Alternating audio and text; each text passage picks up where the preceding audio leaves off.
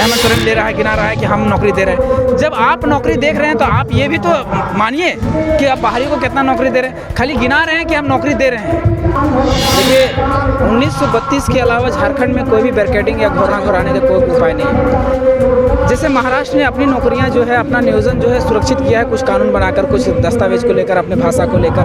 23 सालों के झारखंड में कोई इस तरह का कानून नहीं बना हुआ। झारखंड राज्य का निर्माण हुए ना 23 साल बीत चुके हैं साहब। और इसके अलावा अगर बात करेंगे तो इन 23 सालों में कई बच्चे भी युवा हो गए, युवा झारखंड के युवा।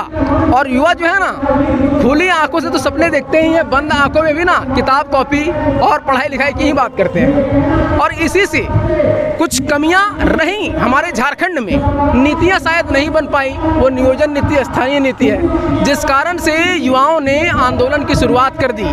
और इनकी एक मांग हुई कि भाई खतियान आधारित नीति बनी। खतियान कौन सा? 1932 का खतियान। तो सबसे पहले हम यही जानना चाहेंगे कि जो नियोजन नीति और स्थानीय नीति की बात की जाती है झारखंड खतियानी संघर्ष समिति की ओर से, इस संबंध में हमारे साथ मोतीलाल महतो जी हैं। हम उनसे सीधा जानेंगे कि आखिर ये 1932 के खतियान के आधार पर नियोजन नीति और स्थानीय नीति की मांग क्यों, कोई और इस मिशन आपने क्यों नहीं चुना? जी सबसे पहले आपके सभी दर्शकों को मेरा जोहार। देखिए 1932 के अलावा झारखंड में कोई भी बैरिकेडिंग या घोरना घोराने का कोई उपाय नहीं है। जैसे महाराष्ट्र ने अपनी नौकरियां जो है, अपना नियोजन जो है सुरक्षित किया है, कुछ कानून बनाकर, कुछ दस्तावेज को लेकर, अपने भाषा को लेकर।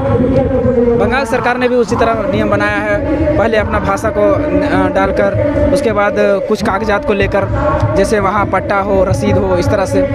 उड़ीसा सरकार ने भी इसी तरह का कुछ नियम बनाया है, जिसमें उसने अपना कागज़ का महत्व दिया है, भाषा का महत्व दिया है। लेकिन झारखंड का अगर परिप्रेक्ष्य देखें तो 23 सालों के झारखंड में कोई इस तरह का कानून नहीं बना हुआ। जिसके कारण क्या हो रहा है कि अगर 100 को नौकरियां निकल रही हैं किसी भी सीट में, चाहे अभी नए नियुक्ति की हम बात कर रहे हैं, अभी लैब असिस्टेंट की नियुक्ति हुआ, पीजीटी का नियुक्ति हुआ, उसी की हम बात कर रहे थे। तो देखिए अगर बैरिकेडिंग नहीं लगाने के कारण, घोरना नहीं घोराने के कारण, हम घोरना घोरने की बात कैसे कर रहे हैं कि सबसे पहले झारखंड सरकार ये करे कि सबसे पहले जो हमारा 1908 जो सर्वे सेटलमेंट है उसको आधार मानते हुए, 1932 को डेडलाइन मानते हुए अंतिम सर्वे सेटलमेंट 1964 तक है। और 1964 को पहले जितना भी सर्वे सेटलमेंट है उनको मान्यता दे दें और उस आधार पर स्थानीय निर्गत कर दें। इससे क्या होगा, जब स्थानीय निर्गत हो जाएगा कि जिसके पास स्थानीय नीति सर्वे सेटलमेंट होगा उसी का स्थानीय बनेगा, आनी घोरना घोरा जाएगा। अब क्या होगा कि इस तरह का नियोजन जब स्थानीयता बन जाएगा, उसके बाद नियोजन बनाया जाए। नियोजन में स्क्रूटनी का नियम लाया जाए, क्षेत्रीय भाषाओं को महत्व दिया जाए। लेकिन ना तो यहाँ स्क्रूटनी का नियम है, ना क्षेत्रीय भाषाओं को महत्व दिया, जिस कारण से पीजीटी का वैकेंसी हुआ, लैब असिस्टेंट का नियुक्ति हुआ, असिस्टेंट इंजीनियर का हुआ, मतलब जितनी भी नियुक्तियाँ हो रही है सब में क्या हो रहा है, जनरल की सीटों में 100 में 90 लोग बाहर के लोग घुस रहे हैं। मैं अभी पब्लिक प्रोसिक्यूटर की हम पढ़ रहे थे तो उसमें 113 में 72 के लोग बाहर के लोग क्यों हुआ था। पीजीटी की जब हम वैकेंसी की बात करते हैं तो गिरिडीह जिला में 12 का टीचर का वैकेंसी था, 8 को बाहर के लोगों का हुआ था। बोकारो में 13 को टीचर का वैकेंसी था, 9 को बाहर का लोगों का हुआ था। पलामू में अभी 37 को टीचर का वैकेंसी था, 35 को बाहर के लोगों का हुआ था। यही वैकेंसी 2016 में माननीय रघुवर दास कार्यकाल में जो हेमंत सोरेन दे रहा है, इसमें से हेमंत सोरेन का कोई हाथ नहीं है। ये हाई कोर्ट गया, फिर सुप्रीम कोर्ट गया, फिर सुप्रीम कोर्ट ने जजमेंट दिया, उसके बाद हेमंत सोरेन ले रहा है, गिना रहा है कि हम नौकरी दे रहे हैं। जब आप नौकरी देख रहे हैं तो आप ये भी तो मानिए कि आप बाहरी को कितना नौकरी दे रहे हैं, खाली गिना रहे हैं कि हम नौकरी दे रहे हैं, तो आपको ये भी तो मानना पड़ेगा ना, ये भी तो आपको लेना पड़ेगा कि हम बाहरियों को कितना दे रहे हैं, ये भी तो मानिए। तो उसमें क्या हो रहा है, अब 2016 में जब रघुवर दास यही नौकरी को दे रहा था तो गिरिडीह और गोड्डा जिला में 52 को इंग्लिश के टीचर के वैकेंसी में 48 को बाहर का हो गया था, 37 को केमिस्ट्री के टीचर के वैकेंसी में 36 को बाहर का हो गया था, 57 को संस्कृत के टीचर में 56 को बाहर के लोगों का। आइन कहे तो 99%। तो हमारा जब 99% जब बाहर के लोगों को ही हो जाएगा तो झारखंड क्या हम लोग तंबूरा बजाने के लिए नहीं ना लिए। तो इसलिए 23 सालों के झारखंड में चाहे कोई भी सरकार आया, चाहे बीजेपी की सरकार आई, चाहे कांग्रेस, जेएमएम, आसू, जिसकी भी सरकार आई, सभी ने केवल यहाँ झारखंडियों को ठगने का काम किया। तो झारखंड को सुरक्षित कैसे किया जा सकता है, झारखंड में घोरना कैसे घोरा जा सकता है, झारखंड में बाउंड्री कैसे लगाया जा सकता है, झारखंड में दरवाजा कैसे लगा, उसका एकमात्र विकल्प है 1932 का खतियान या खतियान आधारित स्थानीय नीति। जब तक ये लागू नहीं होगा, झारखंड को अतिक्रमण करने से, लूटने से कोई नहीं बचा सकता। आज आप जितने भी सीटों की नियुक्ति देखें, सब में बाहर के लोग घुस जा रहे हैं। अभी तो अच्छा है कि सीटें खाली हुआ है, यानी झारखंड में अगर 5.5 लाख सरकारी नौकरी है जिसमें 3.5 लाख पोस्ट खाली है, तो 3.5 लाख पोस्ट में अभी बाहरी लोग खाली हुए हैं। अगर मान लीजिए 60-40 की नीति है, जो भी पॉलिसी है, अगर इसके तहत अगर नियुक्ति होती तो फिर से तो बाहर के लोग आ जाएंगे, फिर शासन प्रशासन वही लोग संभालेंगे, तो झारखंडी का क्या होगा। तो इसलिए सबसे पहले झारखंड में कोई भी सरकार बने, सबसे पहले यहाँ करा स्थानीय नीति लागू। रघुवर दास ने अच्छा कोशिश किया था, 1985 तक लाया, लेकिन उसको थोड़ा सा और नीचे जाना था, कम से कम अंतिम सर्वे सेटलमेंट 1964 था, लेकिन उसने भी गलत काम किया। 1964 नहीं 1985 लागू कर दी। किस आधार पर 1985 लागू कर दी? क्या आधार है, क्या पैमाना? आखिर मान लिया जाए ये बिल्डिंग बना हुआ है पीछे, तो ये बिल्डिंग बना हुआ तो इसका कोई बीम है ना, कोई आधार ऐसे खड़ा तो नहीं हुआ है, पहले गड्ढा कोड़ा गया फिर बीम डाला गया तब न खड़ा हुआ। ऐसा नहीं कि हवा में खड़ा कर दिया गया, ऐसा नहीं। आप 1985 को किस आधार पर गए? क्या कोई डॉक्यूमेंट है, कोई दस्तावेज है? नहीं है। 1964 था, अगर 1964 शामिल करता और 1964 के पहले जितना सर्वे सेटलमेंट अगर उन्हें मान्यता दे देता तो यह स्थानीय नीति कारागार होती और ये चैलेंजिंग भी नहीं होती। लेकिन रघुवर दास ने भी स्थानीय नीति को गलत बनाया। कुछ हद तक वो सही पहल किया था, ये मान सकते हैं। उससे गिरा हुआ सरकार जेएमएम की सरकार है, जो हेमंत सोरेन की सरकार है। अब रघुवर दास के नियोजन नीति की बात कर लेते हैं, तो उन्होंने क्या किया, 11-13 जिला में बांट दिया, एक राज्य को 2 भागों में बांट दिया। चलिए, उनका इसमें भी प्रयास बहुत अच्छा था कि 13 जिलों को रिजर्व कर दिया। 13 जिला में जो 100 नौकरियां निकल रही, 100 में 100 को वहीं के लोग को रहा था, झारखंड के लोग का। लेकिन जो 12 जिले जो खुले रह गए, उस 11 जिले जो खुले रह गए, उसका क्या हुआ? बिल्कुल, चलिए यहाँ पे थोड़ी सी बात कर लेता हूँ। बाहरी एकदम अतिक्रमण की तरह टूट पड़े। 1985 से क्या हुआ, झारखंड एक औद्योगिक क्षेत्र है, इंडस्ट्रियल एरिया है। जब इंडस्ट्रियलाइजेशन का दौर जब चला 1964 के दशक में, तो सारे इंडस्ट्रियल कंपनियां सब आ चुकी थी। 1983-84 तक आपका CCL, BCCL, ECCL, ये 3 महारत्न कंपनियां झारखंड में प्रवेश कर चुकी थी। बाकी जितना था 1964 से पहले, चाहे टाटा हो, BSL हो, जितना भी बड़ी बड़ी कंपनियां सब प्रवेश कर चुकी थी। जब अगर 1985 अगर लागू कर देते तो सब तो प्रवेश कर ही गए हैं, सब तो सब घुस ही गए हैं, तो फिर उसको बैरिकेडिंग कैसे लगेगा? लेकिन 1964 अगर लागू करते हैं तो क्या होगा कि CCL, BCCL में जितने लोग एम्प्लॉय आए, चाहे 1964 के बाद BSL बैठा, 1964 में तो औद्योगिक क्रांति में आया, लेकिन BSL बाद में उसका उत्पादन शुरू हुआ है। तो इस तरह से तो बैरिकेडिंग लग जाएगा, बाहर के लोग अपने आप बाहर हो जाएंगे, और जो भी नौकरी निकलेगा उसमें खांटी झारखंडी को होगा, चाहे किसी भी जात, संप्रदाय, लिंग या धर्म का हो, यहाँ झारखंड के बच्चा का। बिल्कुल, आप 1964 का समर्थन कर रहे हैं। इसके अलावा 1932 की बात आपने जो कही है, 1932 एक बार विधानसभा से पारित हुआ था और बाकायदा हाई कोर्ट ने उस पर स्टे लगाया और ऑर्डर दिया था, और उसके बाद दोबारा, उस समय भाजपा की सरकार थी, NDA की सरकार थी, और उसके बाद दोबारा अभी की अगर बात करें तो कुछ समय पहले विधानसभा से फिर से मुख्यमंत्री हेमंत सोरेन ने इसे हरी झंडी दिखाई और केंद्र को भेजा है। इस संबंध में क्या कहेंगे? देखिए, हम हमेशा कहते हैं 1932 नहीं हो रहा तो 1932 नहीं लागू कीजिए ना।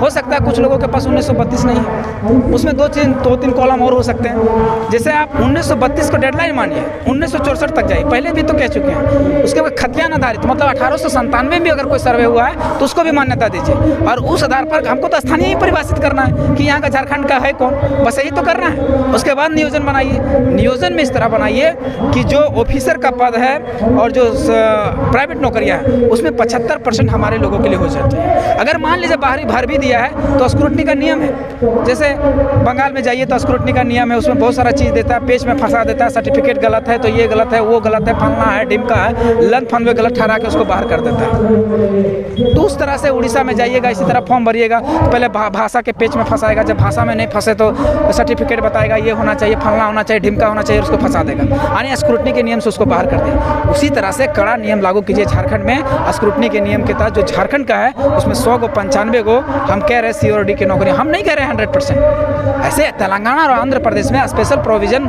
371D के तहत वहाँ एक अलग कानून बना हुआ है कि 100% सीटें वहाँ रिजर्व किया हुआ है। हम उसकी मांग नहीं कर रहे हैं, हम कह रहे हैं कि 90 ही 95 ही सही, लेकिन वो तो लागू कीजिए, स्क्रूटनी का नियम तो लाइए। मेरा बच्चा हो, आपका बच्चा हो, किसी का भी बच्चा हो, सबका भला होगा। और अगर इस तरह नियम रहेगा तो आज देखिए झारखंड का परिप्रेक्ष्य ये है कि पढ़ने की सुविधा आज से नहीं, हजारों साल उन राज्यों से पीछे है। हम कभी उड़ीसा से तुलना झारखंड की नहीं कर सकते, हम बंगाल से तुलना झारखंड की नहीं कर सकते, हम बिहार की तुलना झारखंड से नहीं कर सकते। क्यों? क्योंकि ये लोग विकासशील विकसित राज्य हैं और हम बहुत पिछड़े राज्य हैं। आज भी हमारा वन प्रदेश कहलाता है। हमारे यहाँ पढ़ने की सुविधा नहीं है, सड़क की सुविधा नहीं है, पानी की सुविधा नहीं है, बिजली की सुविधा नहीं है। बहुत सारे लड़के हमारे पिछड़े हुए हैं। तो हमारी जैसी मेंटलिटी है, हमारी जैसी बुद्धि है, उसी प्रकार ना हमको वहाँ पर नियुक्त करना पड़ेगा। अगर हमको एक आदमी एक घोड़ा है और एक गधा है, अगर घोड़ा के रेस में अगर गधा को दौड़ा देंगे तो संभव है कि जो घोड़ा जीत पाएगा? नहीं, गधा जीत पाएगा? नहीं जीत पाएगा। तो हमारा जिस तरह से बुद्धि, जिस तरह से हमें सुविधाएं मिली है, उस तरह का कंपटीशन मिलेगा तभी तो हम फाइट कर पाएंगे। और अगर हमको घोड़ा के रेस में डाल दिया जाएगा तो हम कतई नहीं कर पाएंगे, क्योंकि वो लोग घोड़ा है। आज से 5000 साल पहले, 4000 साल पहले कहीं तक्षशिला विश्वविद्यालय है तो कहीं नालंदा विश्वविद्यालय है, और हमारे पास विश्वविद्यालय कब बना है? 1960 में रांची विश्वविद्यालय बना। तो जब 1960 में, कई वर्षों बाद, आज भी हमारा झारखंड में जितना विश्वविद्यालय होना चाहिए उतना नहीं है, जितना कॉलेज होना चाहिए उतना नहीं है। भारी दबाव है हमारे कॉलेजों पे, जहाँ पढ़ना चाहिए 100 बच्चे वहाँ पढ़ रहे हैं 600 बच्चे, यानी 500 का दबाव है। तो कैसे होगा? मास्टर का अभाव है, प्रोफेसर का अभाव है, बहुत सारी चीज़ें हैं। उस तरह का हमें एजुकेशन नहीं मिला था, हम कैसे फाइट करेंगे इन लोगों से? अगर मान लीजिए भारत के लोगों को अमेरिका के लोगों की जो सुविधा मिल रही है, भारत के लोगों को अमेरिका के रेस में दौड़ा देगा तो क्या अमेरिका से फाइट कर पाएगा? नहीं कर पाएगा, क्योंकि वहाँ जो, अगर अमेरिका को कहेगा कि अफ्रीका वालों को कहेगा कि आप अमेरिका वालों के साथ दौड़िए, तो अफ्रीका वाला संभव है? क्योंकि अफ्रीका वालों के पास जो सुविधाएँ हैं, अगर अमेरिका वाले को भी ला के अफ्रीका में पैदा कर उसका बच्चा को छोड़ दिया जाए तो वही अफ्रीका वाला बन जाएगा। आदमी जन्म से नहीं बनता, आदमी बनता है वहाँ सुविधा से। चलिए अब हम लोग स्थानीय स्तर की बात करते हैं। और जहाँ तक मुझे जानकारी है, जयराम महतो, या आपकी बात करूँ तो आप लोग छात्र के रूप में पढ़ाई कर रहे थे और कॉम्पिटिशन्स की तैयारी कर रहे थे। इस दौरान काफ़ी सारी विसंगतियाँ आई, दिक्कतें आई, जिसको लेकर आप लोगों ने खतियान की मांग की, स्थानीय और नियोजन नीति की मांग की, और इसके बाद आज की तारीख में कहीं ना कहीं ये इसने उलगुलान और क्रांति का रूप धारण कर लिया है। और आप लोगों ने आज हजारीबाग के डाड़ी प्रखंड में जो आयोजित है ये कार्यक्रम, इसको कहीं ना कहीं चुनावी जनसभा के रूप में तब्दील कर दिया, और आपने ऐलान भी कर दिया है कि नहीं, हम चुनाव लड़ने वाले हैं। तो इससे आप क्या बताना चाहते हैं? जो झारखंड की जनता है उनको आप क्या दर्शाना चाहते हैं? देखिए, एक बहुत बड़े राजनीतिक विशेषज्ञ ने कहा था कि अगर समाज में आपको क्रांति लाना है, बदलाव लाना है, तो सबसे पहले आपको राजनीति में क्रांति लाना पड़ेगा। लोकतंत्र का ये है, राजतंत्र नहीं है। लोकतंत्र में क्या होता है कि जितनी भी नीतियाँ बनती, नियमावली बनती, सभी सदन में बनती हैं, आप भी जानते हैं। कुंवर नारायण ने एक बहुत अच्छा बात कहा था कि अगर सड़क सुना हो जाएगा तो सदन आवारा हो जाएगा। तो 2 साल तक हम लोग देखे कि सड़क से हम लोग सरकार से मांग किए कि सबसे पहले 1932 के आधार पर स्थानीय नीति लागू करिए, नियोजन नीति लागू करिए। ऐसा नहीं कि हम लोग सरकार ने मौका नहीं दिया। 2 साल के दरमियान में अगर देखा जाए तो बजट सत्र, मानसून सत्र, ये मान लीजिए टोटल मान लीजिए 4 सत्र आते हैं, 4-5 सत्र पूरा हुए, तो 4-5 सत्रों में सरकार को इतना मौका दिए कि आप लागू कीजिए, लेकिन सरकार नहीं कर लागू की। तो अब हो जाता है कि सदन जाना पड़ेगा, क्योंकि आपको राजनीतिक क्रांति करना पड़ेगा, तभी जाके सामाजिक क्रांति होगा। अगर जो 2 साल अगर हम जो सड़क पे अगर आंदोलन किए, अगर यही चीज़ हमारे हाथों में पावर था, या हमारे लोग रहते, अगर हम लोग यहाँ सड़क से मांग करते और हमारे लोग विधानसभा में, लोकसभा में रहते, तो हमारी आवाज़ को, हमारी बातों को वहाँ उठाते और कलम चला देते कि स्थानीय नीति, नियोजन नीति का हम समर्थन करते हैं, उसको पास करते हैं, तो रातों रात वो नियम बन जाते, वो कानून बन जाते। लेकिन आप अगर सदन में नहीं हैं, आप अगर लोकसभा में नहीं हैं, अगर विधानसभा में नहीं हैं, तो आप लाख यहाँ चीख लीजिए, चिल्ला लीजिए, आप अगर वो नहीं चाहेगा तो नहीं बनेगा। इसलिए हम लोग को सदन में जाने की ज़रूरत है। देखिए, यहाँ पे 2 चीज़ें हैं, खासकर आप लोगों को मंच से देखा गया कि आप लगातार एनडीए गवर्नमेंट पे प्रहार करते नजर आ रहे हैं, मुख्य रूप से बीजेपी पे, और इसके अलावे जो वर्तमान रूलिंग गवर्नमेंट है झारखंड की, उस पर आप लोग प्रहार करते नजर आ रहे हैं। ये 2 चीज़ें हैं। तो हम लोग आपसे ये जानना चाहेंगे, खासकर उनका भी आरोप है, और काफ़ी लोगों से मैंने बातचीत की है, उन्होंने भी कहा है कि ये लोग जातिगत राजनीति कर रहे हैं। आपके ऊपर ये आरोप लगाया गया है कि आप कुर्मी, महतो और यादव की राजनीति कर रहे हैं, ये कितना सच है? देखिए, बहुत सारी पार्टियों का आईटी सेल होता है, प्रोपेगेंडा होता है, षड्यंत्र होता है, साजिश होता है। आज जो आप भीड़ देख रहे हैं लाखों की, इस भीड़ को बुलाने के लिए किसी भी पार्टी को कम से कम करोड़ों रुपए खर्च करना पड़ेगा, और हमारे पास फ्री आ रहे हैं। तो उसका आईटी सेल, उसका प्रोपेगेंडा किस तरह से उसको आपको डिमोरलाइज कैसे तोड़े, इसलिए उसको एक प्रोपेगेंडा, एक षड्यंत्र चला गया कि एक पार्टी विशेष का। अच्छा, एक बात बताइए, भारत की राजनीति में हमें बता दीजिए कि कौन जातिगत अगर कोई करता है, क्या सफलता मिल सकती है? आप बताइए पहले। नहीं मिल सकता। और क्या ये लड़ाई जो है, जो 1932 का खतियान है, क्या महतों की लड़ाई है, कुर्मी जाति की लड़ाई है? नहीं है। अगर मान लीजिए 1932 लागू होता है, क्या महतो जाति का केवल लाभ होगा, केवल महतो जाति के बच्चों का लाभ होगा? नहीं, यादवों को लाभ होगा, मुस्लिमों को लाभ होगा, आदिवासियों को लाभ होगा, सभी को लाभ होगा। क्या जो नौकरियां बाहर के लोग ले जा रहे हैं, क्या महतो की नौकरी ले जा रही है? नहीं ले जा रही है। कौन ले जा रहे हैं? सबका ले जा रहे हैं, सभी वर्गों का ले जा रहे हैं। तो ये लड़ाई एक की कैसे होगी? अगर 1932 लागू होता है तो नौकरियां केवल महतो जाति के लिए सुरक्षित होगी? नहीं होगी, सभी जातियों के लिए होगी। तो फिर लड़ाई एकला कैसे होगी?